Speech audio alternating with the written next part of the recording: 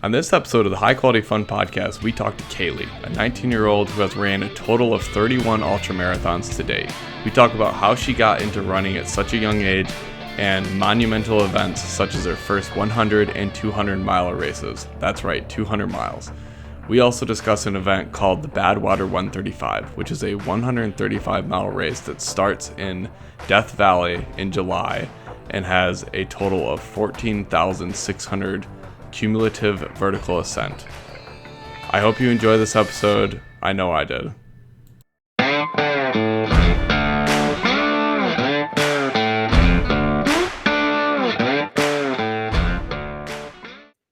Well, hello everyone. Thanks for tuning in.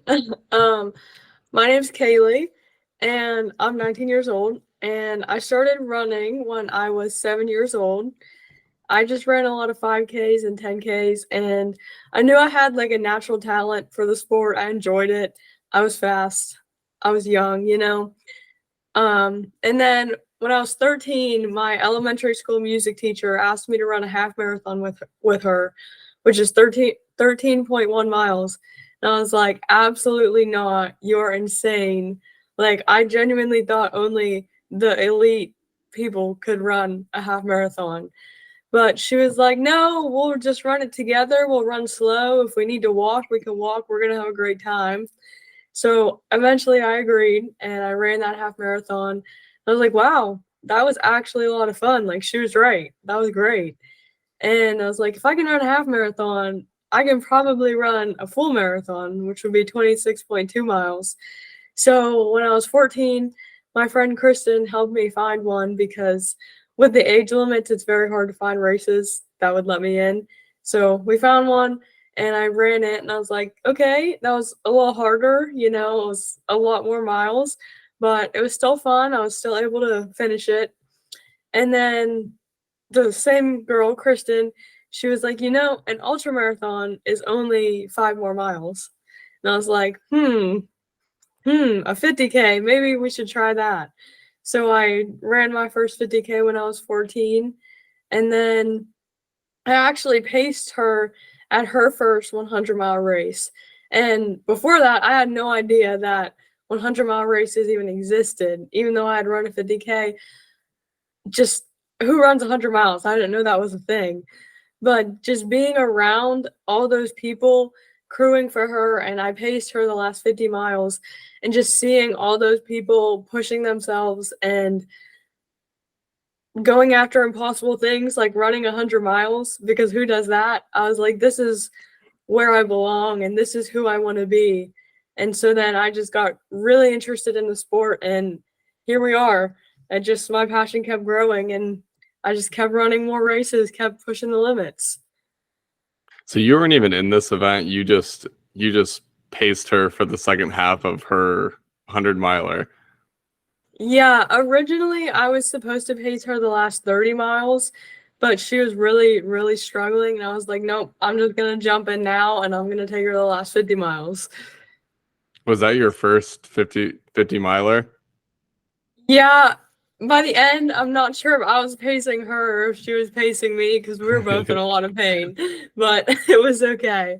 It was okay. She got to the finish, and I was like, wow, people can really run 100 miles. Like, this is crazy. That's nuts. And then you just kind of got to meet people from hanging out at that event, and that's kind of when you probably fell in line with a lot of this and a lot of the people that are crazy enough to do it. Yeah, just being around all those people and seeing them all pushing through pain, pushing through just all the terrible lows and going through the highest of highs, just seeing all that. I was like, this is exactly where I belong. I just knew that that's what I was supposed to do. Yeah, that's nuts. I was telling you before the call, I'm hoping to do my first marathon this summer, which will be interesting training while having 2 kids, but I'm adamant to do it. I'm going to try to sign up in May and then, start training off in February, March. So I'm very excited about that. I think I'll be fine with it because I've been running, I don't know, since high school, really, since middle school, actually. And endurance running has always been fairly easy for me, but the longest I've ran is actually a half. So we'll see how it goes. Yeah. So where you were saying that your first ultra was an experience. So why don't you tell us how you went from that 50 miler to your first 100? And is that considered an ultra? Like how do they tier, right? Because you said 50 was a ultra and 100 is, yeah. So basically anything over a marathon is considered an ultra marathon. But Okay. if you look at most races, they pretty much start at like a 50K. There's not like a lot of 27 milers out there. It's pretty much marathon 50K, and then just everything 50K and up is considered an ultra marathon. So yeah, I've done 31 ultra marathons total since I was 14. And I actually ran 20 of them in 2023. I had a big year in 2023, and I was like, I'm gonna run 20 ultra marathons. So I did. But probably the most pivotal point in my running career from the past 4 years was at my first 100 miler, because I was 16 years old, and I had seen 100 milers, I had done a 50 miler, and so I kind of knew what to expect, but at the same time, you never know what to expect. The first time you run a distance like that, your body's going to go through shock and you're not going to know what's happening. So I was pretty undertrained because I just didn't know how to train properly, and I didn't have a lot of time with school and sports. So by like 30 miles, I was like, wow, this is going to suck. I still have 70 more miles. And then after mile 60, I was like, wow, this is really going to suck. I still have 40 more miles. And my mom was actually pacing me, and I cried like all night long. I was like, my feet hurt. I'm never running another 100-mile race. Never let me sign up for another one. This is terrible. This sucks. And I remember 93 miles in, I actually just like laid in the middle of the trail and started crying because I just couldn't move. My feet hurt so bad. I could not make myself take another step. But I only had 7 more miles to go. I had gone 93 miles, and I'm just laying in the middle of the trail. It's not like I could quit, but I couldn't move. And people were running past me, asking me if I was okay. And I was like, I'm okay. Just let me lay here for a little bit. But I was just thinking, like, how are they still running after 93 miles when I couldn't even move? And so after laying there and feeling sorry for myself for a little while, I was eventually able to get up and walk that last 7 miles, and it was like a death march. It was so slow and it was so painful, but like I got it done. And I think that's the most pivotal point in my ultra running career, just because it really showed me how strong your mind is, because physically I couldn't move. Physically I couldn't take another step. But mentally, I was still able to get back up and go another 7 miles to run my first 100-mile race at the age of 16. So I love telling that story because I feel like once you have a point like that, that's whenever you really become like an ultra runner or a distance runner. You said that your mom paced you. So does she run a lot of long distance stuff? Is that kind of how you got into all this? So actually, I got into the long distance stuff first. My mom has always been into like long distance backpacking, but she was never really into racing. She actually just got into like actually racing ultras last year, because I was like, Ma, you come out and crew me at all these races, you might as well just run a few of them. So yeah, I actually got into the sport first, but she's been really supportive and everything. She's crewed me at so many races and paced me at so many races. She's been the greatest. That's awesome. And are you training on your own, or do you actually have a community you train with, or a sponsor or coach or anything? So I'm a part of the Johnstown Running Club. It's just like a local running group, and we do a lot of group runs together. We just have like running buddies we like to do stuff with. So I train a lot with them, especially my like 5 a.m. runs, because I hate getting up at like 4:30 and running by myself. So there's like 4 of us that are stupid enough to go run at 5 in the morning. So I like doing that with them. And I'm not sponsored or anything. Not yet. Maybe one day.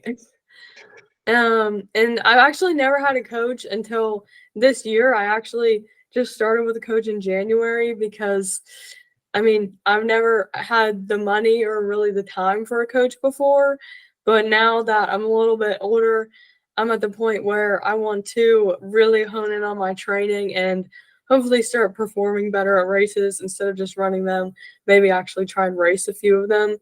So I just started with a coach. It's going well. He's very nice. I like him. That's great.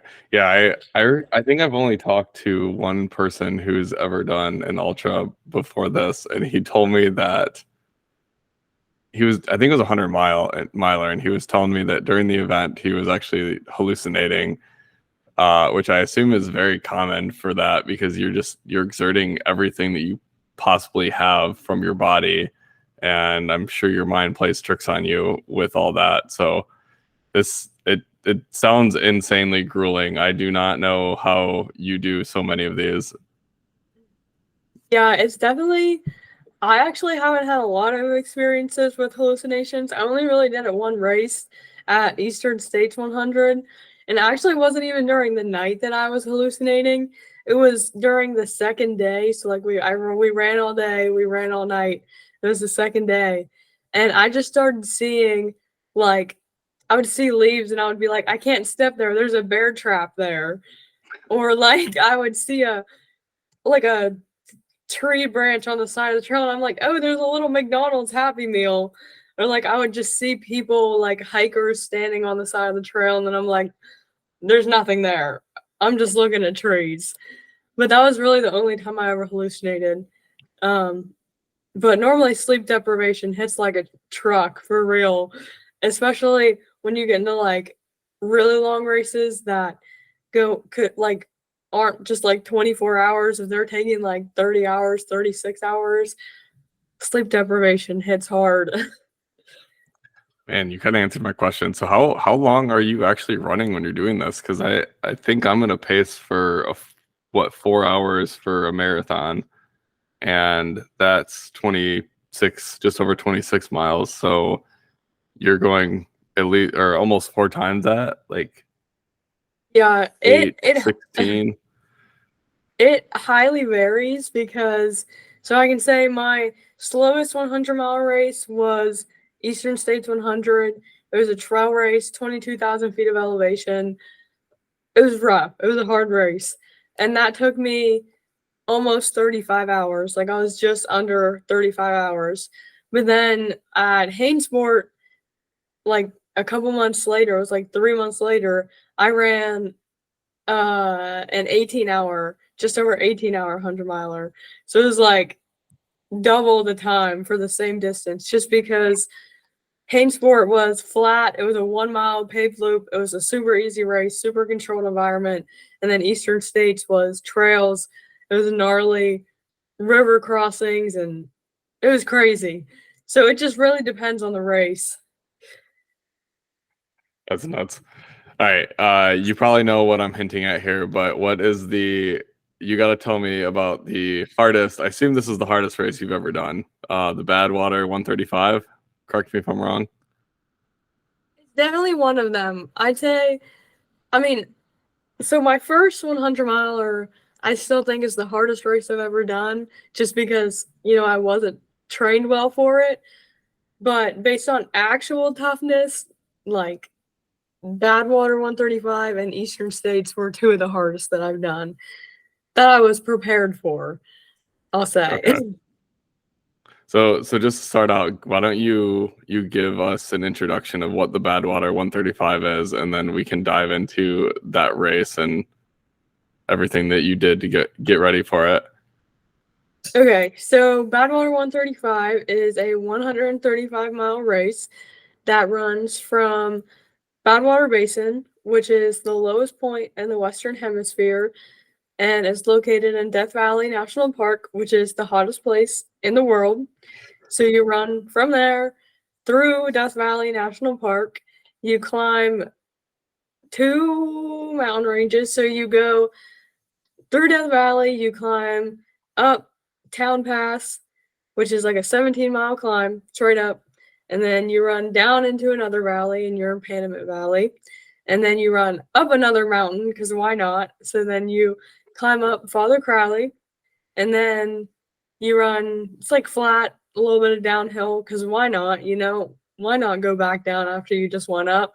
And then you end at Whitney Portal, which is the trailhead to the highest point in the lower US. So you The basically continental go, 49 or yeah, 48. 48. So you pretty much go from the lowest point to the highest point in 135 miles in the hottest place in the world in the hottest month. You Because don't why not? actually climb to the top of Mount Whitney, right? You just climb to like base camp or something like that. Yeah, so it's like a 11 mile. It's an 11-mile hike from the portal to the actual Mount Whitney. So we got 11 miles we don't have to do. We don't actually have to go the whole way to the top. So what is the actual elevation that you finish at? Because you start at below zero, right? Death Valley Yeah. is below zero. Yeah, I think it's 282 feet below sea level, and then you end. It's at about 8,000, like 8,000 something feet you end, and in total there's over 14,000 feet of climbing and elevation gain throughout the race. Oh my God. That's bonkers. So what time of year did you run this, and what was the like set the stage? What was the temperature on race day? So it's in July, and it starts at night. There's 3 waves. The first wave is at 8 p.m., the second wave is at 9 p.m., and the third wave is at 10 p.m. I was in the earliest wave. I was in the 8 p.m. wave. And when we started, it was over 100 degrees, I think. My crew didn't tell me. But whenever we started running, it was obviously night, and I got a few aid stops in. I was probably about 8 or 10 miles in, and I was like, I need my ice bandana. And I'm just thinking in the back of my head, this is not good. I shouldn't be this hot because it's night. Like, if I'm this hot at night, what am I going to do during the day? So it turns out it was actually like 106 degrees like all night. So it was hot all night. And then when they told me that, I was like, oh, okay, it makes sense that I was hot then. And then throughout the day, I think it rose to like 116, 115 throughout the day. And then it just kind of varied. I don't know the low temperature. I believe it was high 90s was the low temperature. So pretty much all very hot.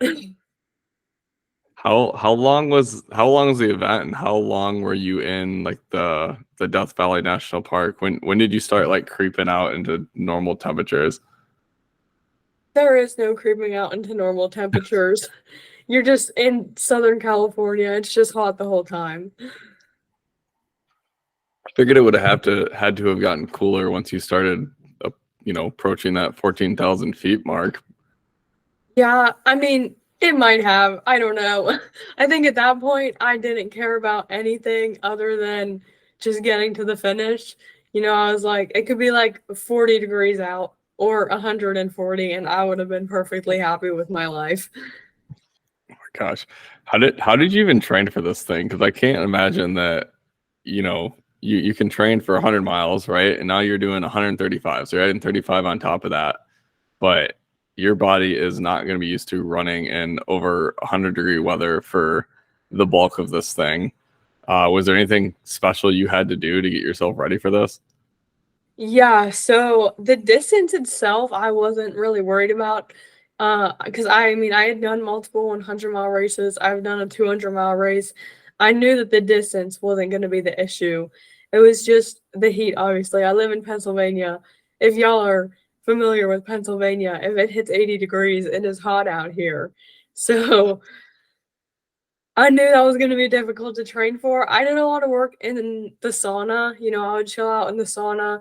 I would read David Goggins books, just kind of hang out in there for an hour. If I had time for like 2 hours at a time, I would do that.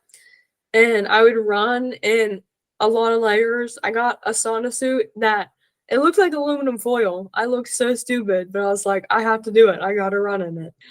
And I also did like CrossFit workouts, just loaded up in a whole bunch of layers. I said if people saw me running around in a winter coat in June, they probably thought I was insane, but they just didn't need to question it, you know? It's for a perfectly good reason. Oh, you're definitely a little bit insane if you're running 100-mile marathons. Just Oh a my little God. bit. A little bit. I have to see like a photo of this. I'm sure you have some, but that's just like cracking me up for it. Is there anything worth mentioning about the actual race? Different like points in the race or anything? I mean, with Badwater in general, if you're not familiar with how the format is set up, um, normal races, you know, you have aid stations every 8 miles, 6 miles, 13 miles, whatever race it is, you have aid stations. But at Badwater, there's actually no aid stations.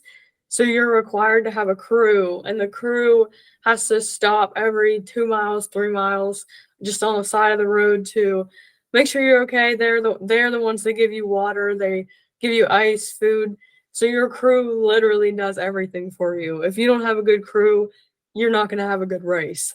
So if you're just not familiar with that kind of race format, it's something really cool to experience because if you're used to racing longer distances where you're like, oh, I have to run 8 miles before I get to see my crew or get to an aid station, it's nice to only have to run like, oh, I'll see my crew in 2 miles. You know, that's kind of nice.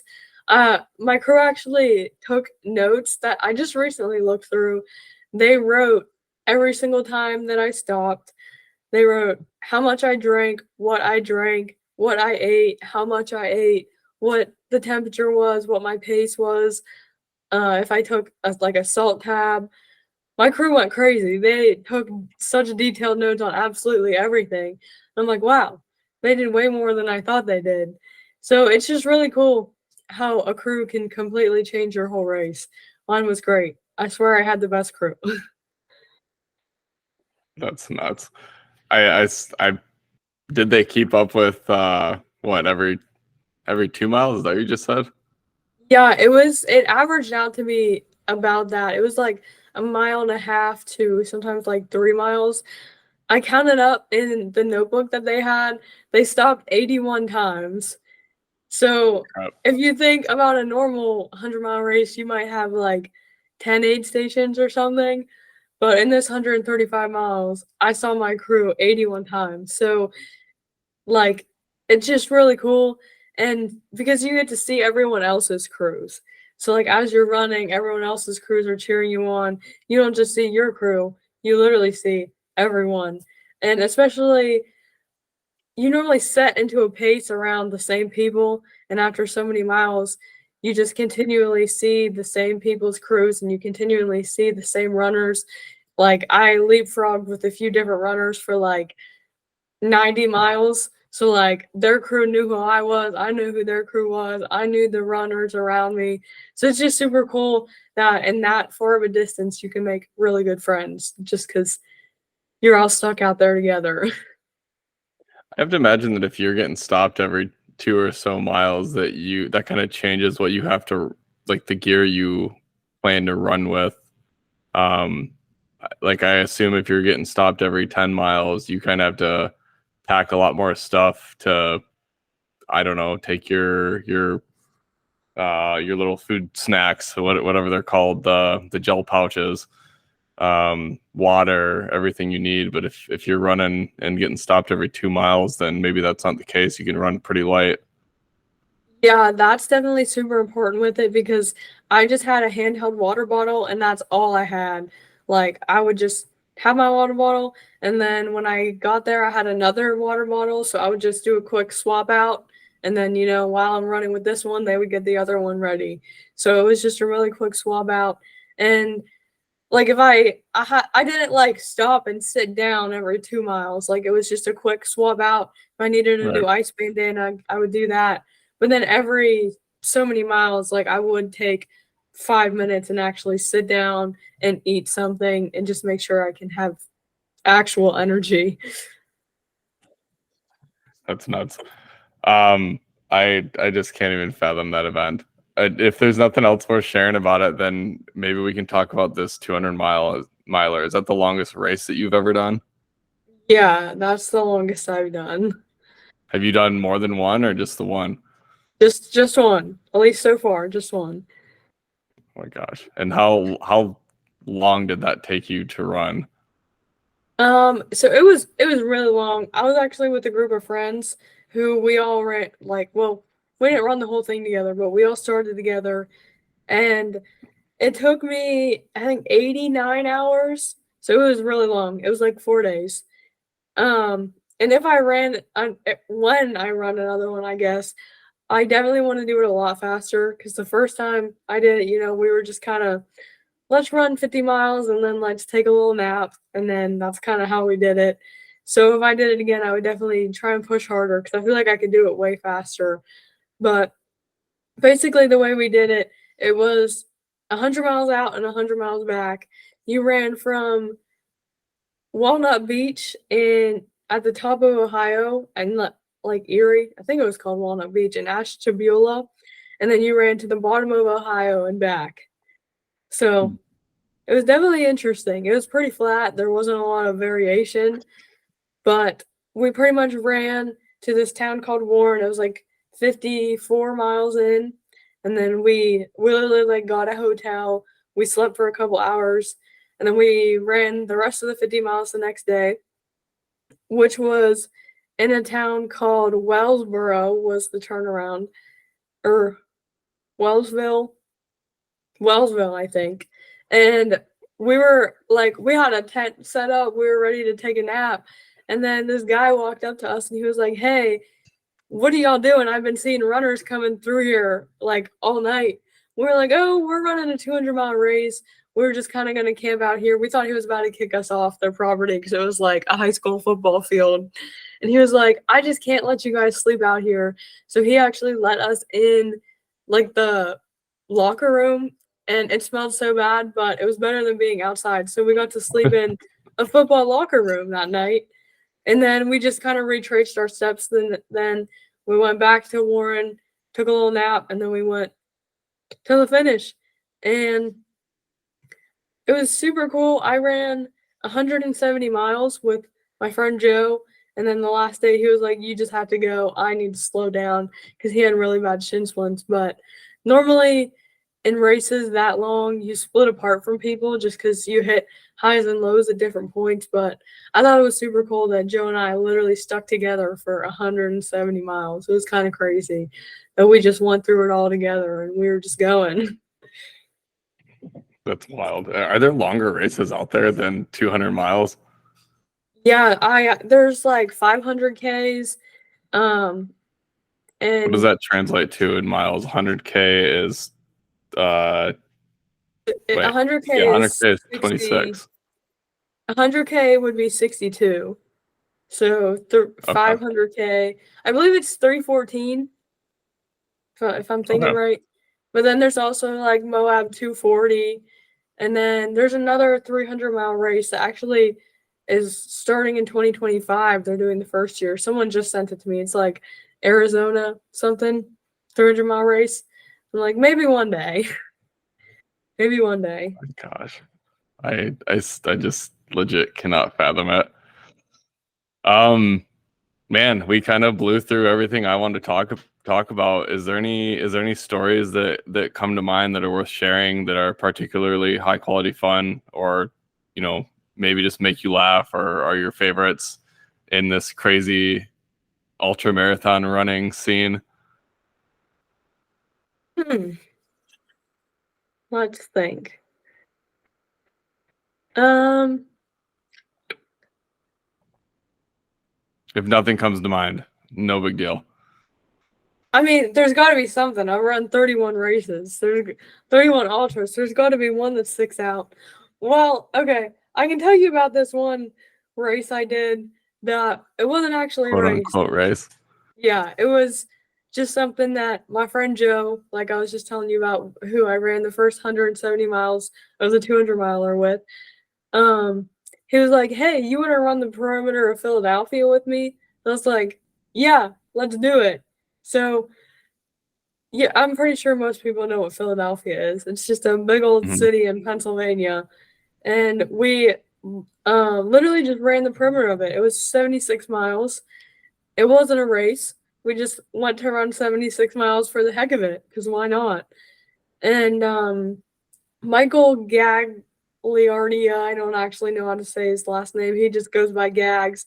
He actually made the route during COVID, and he just ran it by himself. And he was like, "Here's the route. Hopefully, other people will use it." So when we ran it, he was like super supportive, and he was like, "Yes, y'all are the greatest. Thanks for running my route." And there's like stickers actually around the town that's like "Walk around Philly" that he put up. So that was really fun that we just kind of ran 76 miles, because why not? It wasn't a race. We weren't really getting anything out of it other than the experience. But why else would you run that far? I don't need a fancy medal to tell me that I can run that far, you know? That's a hell of a way to check out a city. I'm sure you saw a lot of areas that you've never even drove by. Oh yeah, absolutely.